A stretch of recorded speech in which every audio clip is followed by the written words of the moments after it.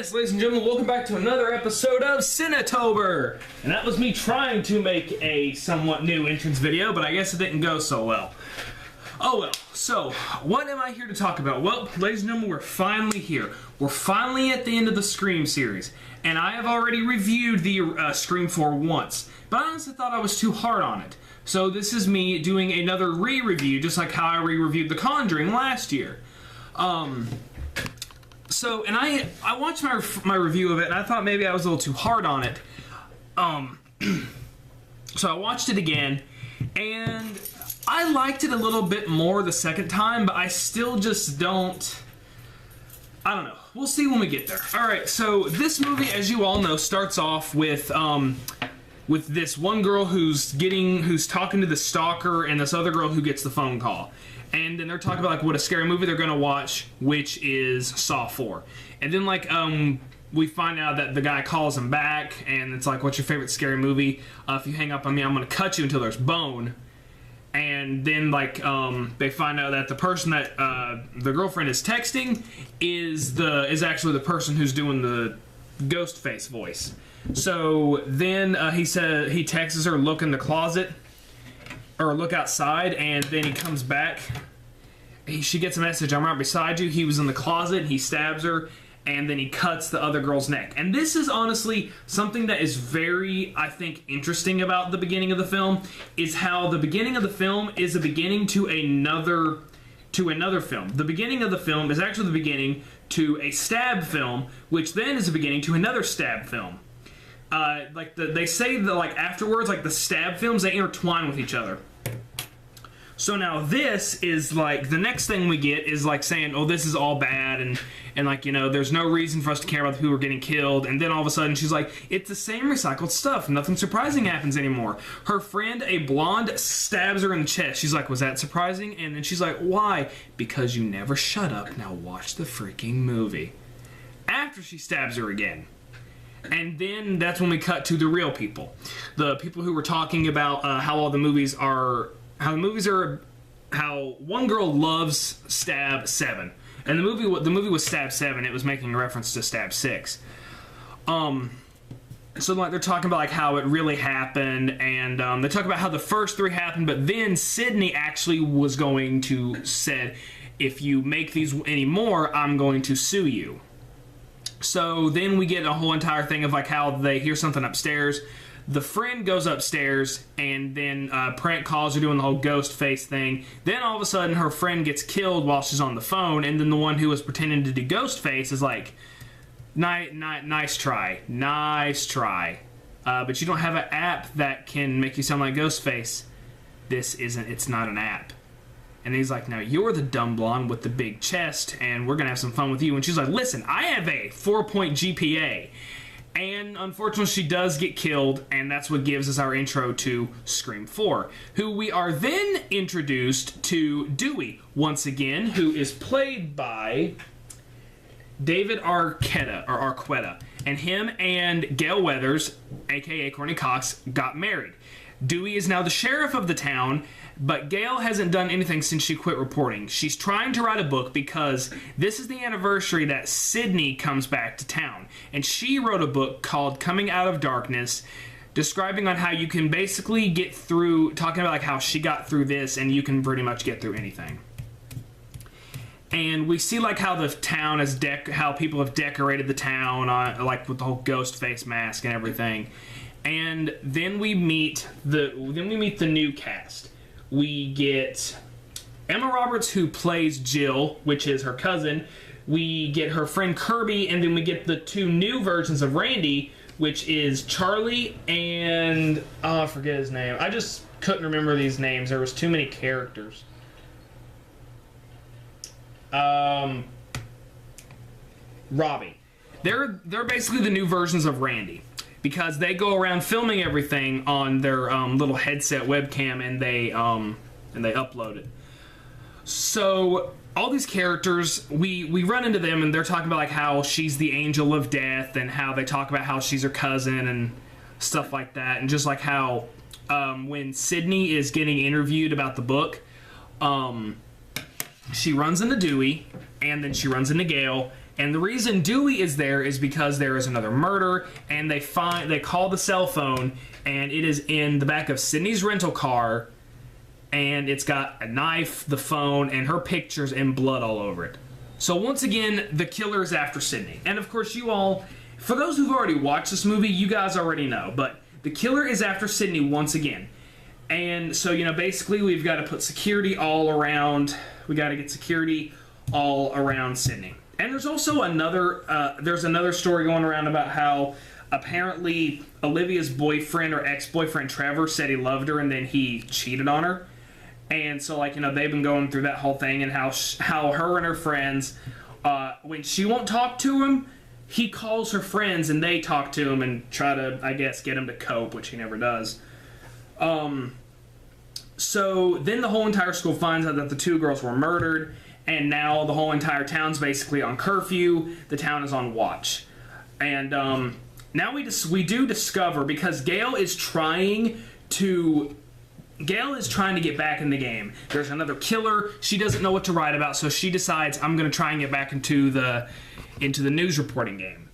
So when another person is killed, which is actually Sydney's stewardess or her agent or something, when her agent is killed, that is when they decide they get more strict, and they put cops outside of the house she's staying at. And I tell you, the deaths they're gruesome, but we do get a new set of rules. And this one, just like how the first one is based on the original, the second one is based on a sequel, and the third one, this one is not a remake, it's a sequel, but they base it on the fact that it's a remake. That they are now living in the age of remakes, so there's new rules. And so they really don't explain what the rules are, but it was nice to get the rules again. The only rule that they say is that even virgins can die, and basically the only way that you can survive a horror movie is you can be gay. I don't know if that theory was ever proven, but anyway. So after Sydney's stewardess is killed, this is where Gail starts trying to get more info. And Gail goes up and bribes the two kids. She's like, how about we share some intel, we find out who the killer is together, and you get a special appearance by me. They're like, well, what about Sydney? I mean, no offense, but she's a little bit more popular than you. And so she does talk Sydney into it, and they go to this thing called Cinema Club, where this is where they do discuss the new rules. So they talk about how they have this thing called Stabathon, where they watch all the stab movies in order.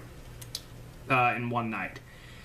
And there's cops everywhere, and so Gail, and the thing with Gail and Dewey is because it doesn't really go into much detail, but they're having a spat because Gail is wanting to be part of the investigation, but now because Dewey is the sheriff, he can't let her do that. He always obeyed the rules as a cop, but now he has to enforce them more than ever. And so that's just, Gail's like, fine, you know what, if you're not going to help me, I'll just go back to doing it on my own.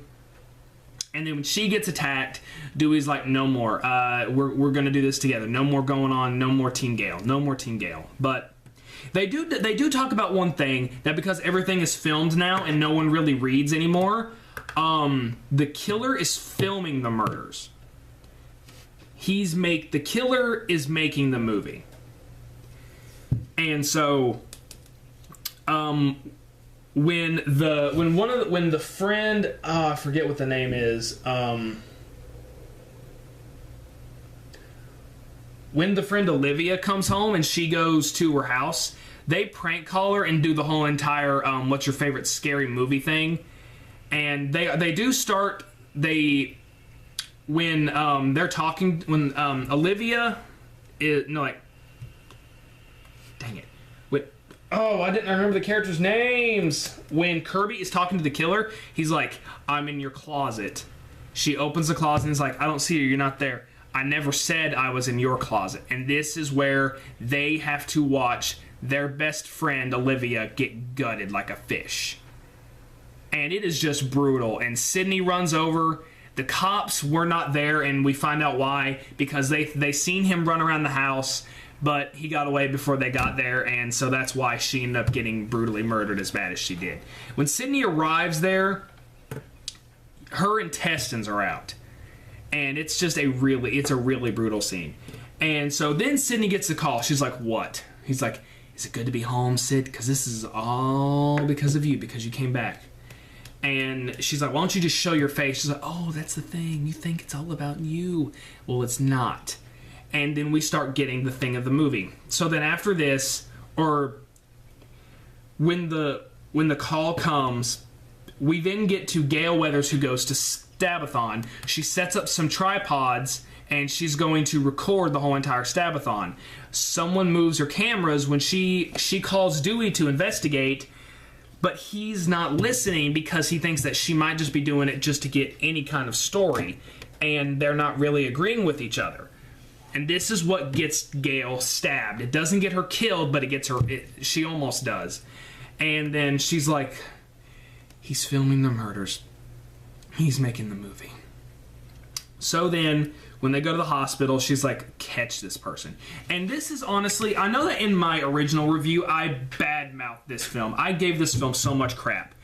This film does have a few nice things to it.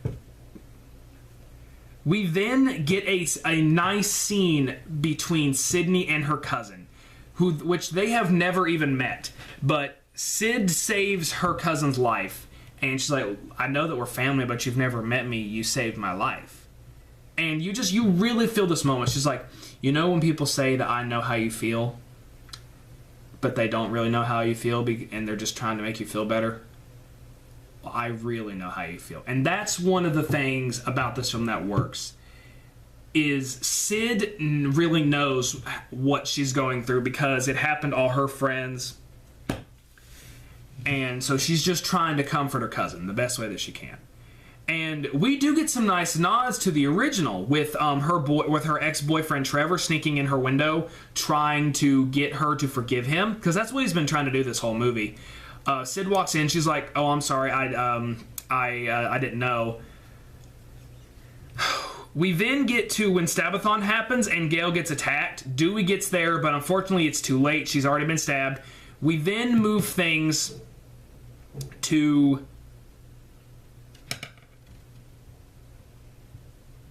Kirby's house, and we find out that Kirby loves horror films, and there has been this thing going on between Charlie has been talking about the whole entire film how he likes Kirby and how he's been hitting on her, and we find out that she actually has a little bit thing for him too when she's drunk. So when they're getting ready to have a moment, and then Trevor walks in, and and this is honestly one thing I could tell. I was like, this guy's pissed. And they do a lot of hints at who the killer could be. It could either be, when the trailer first came out, they hinted at that what if Sydney is the killer. That's honestly one thing. I don't think Sydney will ever be the killer. If it is, it will be a major surprise if she is ever the killer. Or just too predictable. But so then after this, we get another phone call from the killer.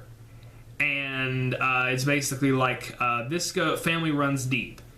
So he's basically saying, I'm going to kill your family, and you're going to suffer. So then we run into the mom, who tries to find the daughter, but then the killer attacks. And he stabs the mother in the back of the neck in the mail slot. And that was a pretty inventive kill. So then she runs over to Kirby's house, and then we get the original beginning of the movie where Charlie goes out because he didn't want to be in the same room as Trevor, and Trevor somehow disappears. He says, I'm going upstairs, and Olivia comes back down, and she's like, Trevor's not upstairs. And then we get the scene where Charlie's on the front deck, mouth taped, and we get the questioning. And like he was asking Kirby, I want to keep saying Rita. He asks Kirby all the questions about like the remakes, because this is in the remake age. And so after he asks her what was the main film that reestablished the horror genre, she gave him like a bunch of remakes, and then she goes out and she sets Charlie free, and then we find out he is the killer. Or is there more than one? He kills her and he's like, 4 years of being in class together and now you notice me? No. He's basically saying, I've liked you for all this time and now you notice me? No, that's not how it works. He stabs her, he kills her, and then he chases Sydney and he actually gets his the knife around her neck, and we find when she's running another killer, and it is Jill. Jill is the other killer. And this is one of the things that pissed me off because it kept making me think back to Scream 3. I was like, what? Her family member is the killer. We've already had this. But it's taken me a long time to realize what the whole purpose was. And after watching it a second time and doing some research, I finally figured out what it was, because where Sydney was so famous, she was like, you have no idea what it was like growing up in your family. You know, everyone was always talking about you, and they kind of hint at that no one really paid attention to her, but they never say it. And then they discover we're gonna remake the first kill. But they're going to change things with them being Sydney and Randy, except instead of them dying how it was supposed to... Wait a minute. Oh, no. They were supposed to be the Stu and the Billy. Or the Sydney... No, they were supposed to be the Sydney and the Randy. It's really confusing. And so then they pull out Trevor, and she's like, you love me, and then you break up with me. I'm the one person you don't want to cheat on. And then she shoots him in the balls. Dang, that hurt watching that. And then all of a sudden she explains that she never got any fame. It's basically kind of like, the family never paid attention to me. It was all about you. Well, now I'm going to get my 15 minutes. I'm going to get my fame. So then they decide to do the whole entire thing with Billy and Stu did, but while stabbing each other. But instead of stabbing each other in the shoulder, she stabs him in the heart. She's like, these days, they only like one sole survivor. And he kissed her. And we find that sometime earlier, she seduced him to make him go along with it.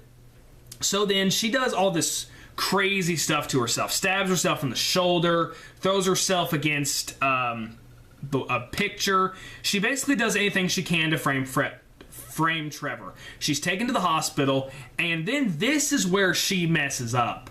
Dewey comes in and she's like, how's your wife? Oh, she's fine. He's like, maybe we can write a book together. We got matching scars. And then he's like, Sid's gonna make it. And she's like, what? And then he goes in and talks to Gail, and she's like, wait, she gets stabbed in the shoulder too? Dewey's like, yeah. How'd she know I get stabbed in the shoulder? And then Dewey hits it, oh my gosh, she's the killer. And then she sneaks into Sydney's room, and she gets on top of her trying to strangle her, and she's like, why don't you just die already?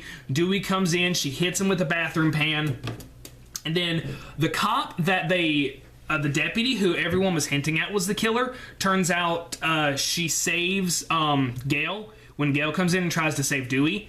And while she has Gail pointed out with the gun, Gail's like, can I just have one last word? She's like, what's that? Please? Clear.